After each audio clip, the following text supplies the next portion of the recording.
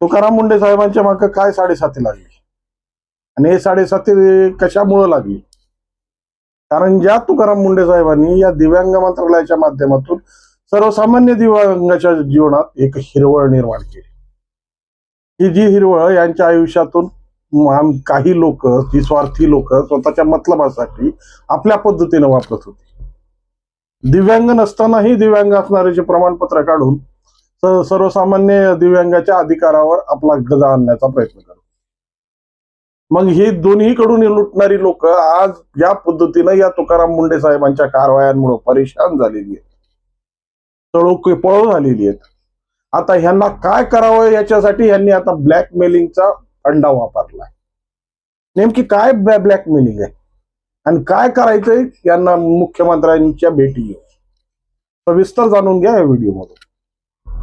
मित्रांनो, जेव्हापासून तुकाराम मुंडे साहेबांनी या दिव्यांग मंत्रालयाच्या सचिवपदी आपली पदभार स्वीकारला आणि या सरकारनं दिव्यांग मंत्रालय निर्माण करून सर्वसामान्य दिव्यांगांना ज्या पद्धतीनं सामाजिक प्रतिष्ठा आणि सामाजिक समरसता निर्माण करण्याचा प्रयत्न केला, त्या अनुषंगाने परिस्थिती बदलत गेली. कोणाच्याही मनी आणि ध्यानी नव्हतं. त्यांना वाटलं होतं की हे दिव्यांग मंत्रालय निर्माण झाल्यानंतर की आपल्याला आता खऱ्या अर्थानं आपल्या चांगले दिवस येतील. कारण की आपल्या भारतात, आपल्या राज्यात नेहमीच सवय खोट्या प्रकरण करून, खोट्या पद्धतीचे कामं करून स्वतःचा मलिदा कसा लाटायचा हे आमच्या लोकांना चांगलं जमतं. आणि आज स्वातंत्र्य झाल्यापासून आजपर्यंत काय झालंय तर आम्ही फक्त 80% तिजोरी अशाच पद्धतीने मोकळी केली. आम्हाला कशाचा गंध न सुगंध. मग एखादा तुकाराम मुंडेंसारखा कर्तव्यदक्ष अधिकारी येतो आणि तुकाराम मुंडे साहेबांचं एक वलयच आहे, ज्या विभागात जातील, ज्या डिपार्टमेंटला जातील, ज्या परिस्थितीत जातील, ती परिस्थिती ढवळून काढायची सवय. आता ही परिस्थिती ढवळून काढण्यासाठी ज्या पद्धतीने त्यांनी या बोगस दिव्यांगांच्या मागे ससेमिरा लावला, पहिल्यांदा त्याच्यात मोठ्या प्रकारचे अधिकारीच ह्याच्यात जाळ्यात येण्याचे प्रयत्न सुरू झाले आणि त्याचं परिणिती तुम्ही पाहिलीच. त्या IAS अधिकारी ज्या जोरजोराने ओरडत होत्या की माझ्यावर अन्याय होतोय, खऱ्या अर्थानं अशा बेगडी लोकांच्या माध्यमातून जी समाज व्यवस्था भ्रष्ट करण्याचं काम जी आमच्या अनेक लोक करतात, यांच्या मुळावर आता गदा आलेली. कारण प्रशासनामध्ये खूप असे लपलेले महाभाग आहेत. असे म्हणजे ते ज्या पद्धतीनं अज्ञातवासात अर्जुनाने बरमुडाचा रोल केला होता आणि 1 वर्षभर ते बिचारा अज्ञातवासाची अट पूर्ण करण्यासाठी त्यांनी ते ढोलकी वाजवण्याचा प्रयत्न केला होता. पण आयुष्यभरात सरकारला लुटण्यासाठी हे असे अनेक जण अज्ञातवासात जातात, अनेक जण, आणि बोगस पद्धतीनं स्वतःला काय काय लांछन लावून घेतात देवालाच ठाऊक.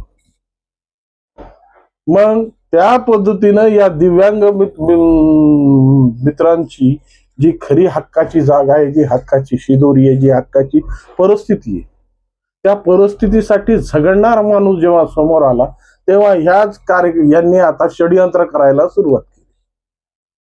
विश्वसनीय सूत्रांकडून मिळालेल्या माहितीनुसार 25 अधिकारी आता मुख्यमंत्र्यांच्या भेटीला जाणार आहेत शिष्टमंडळ घेऊन आणि दिव्यांग मंत्रालयातून मुंडे साहेबांची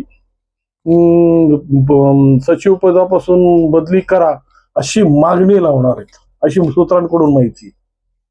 आणि असंही कळालंय की प्रहार संघटना या संदर्भात जर मुख्यमंत्र्यांनी कसल्याही पद्धतीचा जर हस्तक्षेप केला तर प्रहार संघटना ही रस्त्यावर उतरणार.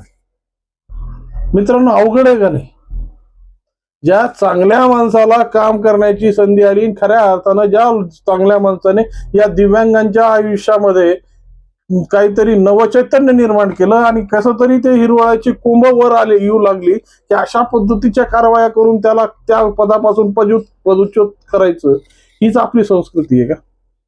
आणि लोकशाहीची जी काही आम्ही बीजमूळ रोवलेली आहेत, ती बीजमूळ आम्हाला सर्वसामान्य माणसापासून अशाच पद्धतीने परावृत्त करण्यासाठी दिली आहेत का? प्रश्न आहे बरं का. कारण की या संदर्भातून जेव्हा आपण सगळ्या गोष्टीचा विचार करू तर दिव्यांग मंत्रालयाच्या माध्यमातून ज्या पद्धतीचं काम तुकाराम मुंडे साहेबांनी केलंय आणि तुकाराम मुंडे साहेबांनी सर्वसामान्य दिव्यांगांसाठी ज्या ज्या पद्धतीच्या चाळण्या लावून या बोगस आणि ज्या पद्धती म्हणजे ज्यांची काही परिस्थिती नाही आणि आजपर्यंत ते मनिदा लाटण्यासाठी स्वतःचा फायदा बघतायत त्या लोकांना खड्यासारखं बाजूला काढायला सुरुवात केली. मग या सगळ्या गोष्टीचा परिपाक काय झाला की अनेक जणांच्या शिदोऱ्या अनेक जणांच्या रसदी बंद झाल्या. ज्या पद्धतीनं मोदीजींनी ते संसद भवन बांधून अनेक जणांच्या रसदी बंद केल्या ते सविस्तर बोलू आपण त्यावर. कारण की या देशात सगळ्यात जास्त काय आहे ते भ्रष्टाचार. कुठंही गेलं की जिथं जाऊ तिथं खाऊ अशीच परिस्थिती करून ठेवली. मग खाण्यासाठी काय काय पुरत नाही. पण आता खऱ्या अर्थाने ज्या पद्धतीने या दिव्यांग बांधवांच्या अधिकारावर गदा आणून स्वतःची पोट खळगी भरणारे हे लोक कशा पद्धतीने समाज माध्यमांवर समाजात उघड होत आहेत ना त्या उघड या परिस्थितीची चचापणी त्याच शिष्टमंडळामध्ये लपलेली की हे कोण 25 जण आहेत की जे मुख्यमंत्र्यांची भेट घेऊन हे मुख्यमंत्री साहेबांना विनवणी करणार आहेत का ब्लॅकमेल करणार आहेत की तुकाराम मुंडे साहेबांना या सचिव पदापासून बाहेर काढा. खरंच कौतुक करावं लागेल त्या चोरांचं. चोर तो चोरण वर शिरजोर. जर अशा शिरजोऱ्या जर सरकारनं खपून घेतल्या खऱ्या अर्थानं मुख्यमंत्री महोदय तुम्हाला निवेदन आहे की जे 25 जण तुमच्याकडे येणार आहेत त्या 25 जणांवर खऱ्या अर्थानं कारवाईचा बडगा लावा. कारण की त्या कारवाईमुळं कमीत कमी हे परिस्थिती तरी जागी होईल की मुख्यमंत्री काहीतरी विधायक कामं या महाराष्ट्राच्या जनतेसाठी करतात. कारण की चोरच तुमच्याकडे येणार आहेत ना त्या बदलीच मागणी घेऊन. ते जरी तुमच्या मंत्रालयाच्या दालनामध्ये येणार नसतील तुम्हाला जशा परिस्थितीत येऊन भेटायची त्यांची इच्छा आहे तिथंच त्यांना जमवतं तिथंच डांबा. आणि खऱ्या अर्थानं अशा चोरांना जोपर्यंत शिक्षा होणार नाही जोपर्यंत या अशा लुच्च्यांना खरी जागा दाखवली जाणार नाही तोपर्यंत खऱ्या अर्थानं या लोकशाहीची बीज ही सर्वसामान्याला साठी पेरली आहेत याची प्रचिती मिळणार नाही. त्यामुळं अशा हरामखोर लोकांसाठी ज्या ज्या उपाययोजना करता येते ना तुकाराम मुंडे साहेब अजून मी म्हणतो की त्यांचा कार्यकाल जर 4 वर्ष असेल तर त्यांना 8 वर्ष या मंत्रालयाच्या सचिवपदी राहू द्या. कारण की काम खूप मोठं आहे. जनसामान्यामध्ये म्हणजे गल्ली ते दिल्लीपर्यंत फक्त अशाच पद्धतीचा भ्रष्टाचार आहे. आम्हाला दिल्लीला जायची गरज नाही. आम्ही जरी मुंबईपर्यंत जरी आम्ही आमच्या कक्षा रुंदावल्या ना मुंबईपर्यंत जरी चांगलं काम केलं तर आपोआप बाकीच्या लोकांना याची परिस्थिती मिळेल. तर खऱ्या अर्थानं या लोकांच्या माध्यमातून जी परिस्थिती ढवळून निघते आणि अशा पद्धतीची जी बदफैली करणारी लोक असे पडद्यावर येतात त्या तुकाराम मुंडे साहेबांच्या कर्तृत्वामुळे आज अनेक परिस्थिती बदलत गेलेली आहे. आणि त्या तुकाराम मुंडे साहेबांचं खरंच कौतुक करावं लागेल की त्यांनी असे बदफैली आणि म्हणजे ज्यांची लायकी नसणाऱ्या लोकांना आता खड्यासारखं बाजूला काढायला सुरुवात केली. या संदर्भात तुम्हाला काय वाटतं आणि या संदर्भातली जी भूमिका आहे ती तुमची कॉमेंटच्या माध्यमातून कळवा. आणि व्हिडिओ आवडला असेल तर लाईक शेअर आणि सबस्क्राईब करू विसरू नका. नमस्कार.